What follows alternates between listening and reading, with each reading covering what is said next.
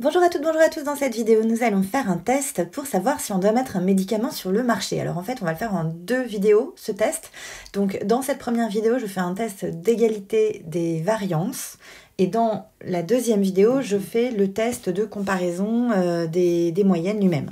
Donc si vous êtes intéressé uniquement par la deuxième, allez directement dans la deuxième vidéo. Alors, le problème est le suivant, on a un médicament anti-hypertenseur, nous avons deux groupes, le premier groupe de 9 personnes à qui on a donné un médicament, donc, et le médicament, et le deuxième groupe qui contient 12 personnes à qui on a donné un placebo. Bon, on espère quand même que dans la vraie vie, on a des groupes un petit peu plus grands que ça. Dans le premier groupe, on a mesuré une moyenne de 107 et un écart type de 10. Dans le deuxième groupe, une moyenne de 112, un écart type de 9. On suppose que les données sont gaussiennes. La première question, c'est peut-on supposer que les variances sont égales? Donc là, il faut qu'on fasse un test de Fisher. Voilà le test. Donc là, encore une fois, je ne réponds dans cette vidéo qu'à la première question. Dans notre test, on se demande si... Alors, je vais poser les trucs exactement. Donc nous avons le premier groupe, l'échantillon du premier groupe, donc X11, X12, etc. jusqu'à X1N1. Tout cela donc suivent une loi normale de moyenne M1 et de variance sigma 1 carré, tandis que dans le groupe 2, nos variables suivent donc une loi normale de moyenne M2 et de variance sigma 2 carré. Et donc, on va se demander dans un premier temps si oui ou non sigma 1 carré est égal à sigma 2 carré ou si elles sont différentes. Notez que je fais un test bilatéral ici, c'est-à-dire avec l'opérateur différent parce que ça m'est égal de savoir lequel des deux est potentiellement le plus grand. Je veux juste savoir si les variances sont égales, oui ou non, pour procéder à la suite du test. C'est de cette information dont j'ai besoin, pas de savoir laquelle des deux est la plus grande. Donc, je dis qu'il est toujours vrai. Qu'est-ce qui est toujours vrai? Quelle est notre statistique de test et qu'est-ce qu'on va utiliser ici?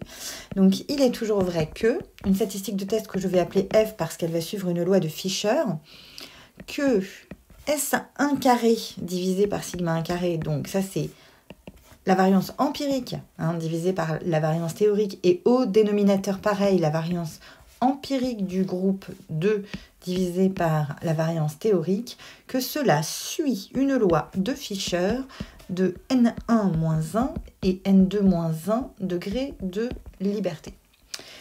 Ok, donc sous H0, parce que ça c'est bien, mais je ne peux pas en faire grand chose de ça. Par contre, sous H0, ça se simplifie parce que sous H0, je suppose que sigma 1 carré et sigma 2 carré sont les mêmes. Autrement dit, ça s'annule dans ma statistique de test et il me reste uniquement des choses que je connais. C'est tout l'intérêt de se mettre sous H0, c'est qu'on va faire disparaître ce qu'on ne connaît pas. Je connais N1 également et N2, donc ça me fait 8 et 11, parce que j'ai donc des groupes de 9 et 12 personnes respectivement. Donc, mon observation, je vais faire F observé, donc c'est égal à quoi? C'est égal à 100 divisé par 81, 10 au carré divisé par 9 au carré, donc 100 divisé par 81, et si vous calculez ça, vous allez trouver que ça fait, tac, tac, tac, attendez, je l'ai déjà calculé quelque part, 1,235, voilà. Bon, là-dessus, je vais dans ma table de Fisher. Alors, on va s'assurer qu'on sait lire cette table. Donc, premier sujet, donc, nous, on cherche à savoir si on est ou non dans cette zone ici, au milieu. Et donc, on va commencer par aller regarder la borne de droite. La borne de droite, donc, je prends 8 au numérateur et 11 au dénominateur. Alors, parfois, cette table de Fisher est moins précise. Et vous n'avez peut-être pas tous les nombres. Donc, vous prenez juste le nombre qui s'approche le plus, le degré de liberté qui s'approche le plus, que ça ne vous bloque pas. Je trouve que c'est 3,66. Donc, je sais que ma borne de droite, c'est 3,66. Bon, bah là, je suis en dessous.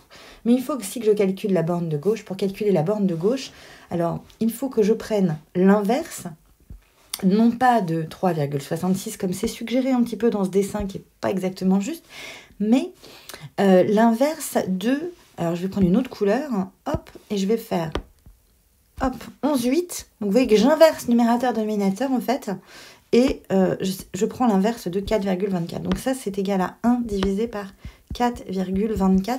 Et cette valeur, que vaut-elle? C'est pas très intéressant, mais bon, elle vaut 0,24.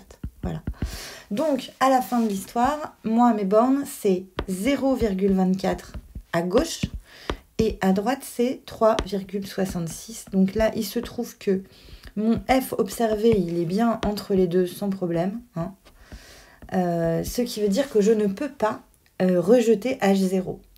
Et dans cette situation un petit peu différente de d'habitude, je vais me satisfaire de ce non-rejet de H0 pour dire, bon, ok, puisque j'arrive pas à montrer qu'elles sont différentes, alors je vais dire que mes variances peuvent être considérées égales. Vous voyez que si vous suivez la théorie des tests un petit peu, c'est un petit peu différent d'habitude, parce que d'habitude, on ne conclut pas vraiment. Ce qui nous intéresse généralement, c'est l'hypothèse alternative, et là, on est dans une situation où ce qui nous intéresse, c'est l'hypothèse nulle. Donc on inverse un petit peu, et il va bien falloir se satisfaire de toute façon de ce qu'on est capable de faire. Donc on va dire qu'on accepte H0, même si c'est un vocabulaire qu'on n'aime pas trop, de dire qu'on accepte H0. Généralement, on dit qu'on est capable ou non de le rejeter, mais dans cette situation précise, nous allons accepter H0.